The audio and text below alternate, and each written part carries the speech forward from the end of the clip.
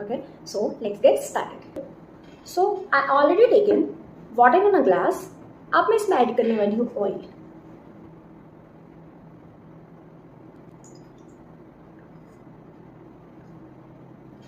Now you can see two different layer of water and oil. ठीक है, अब मैं इसमें ऐड करूंगी वाटर बेस्ड लिक्विड कलर,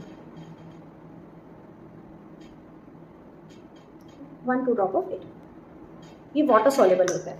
ठीक है, अभी देखिए ये जो ड्रॉप्स हैं वो ऑयल की लेयर में रुके हुए हैं. ठीक है, अब मैं इसमें ऐड करूंगी सॉल्ट.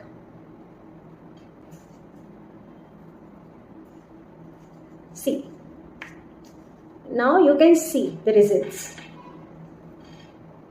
वाह.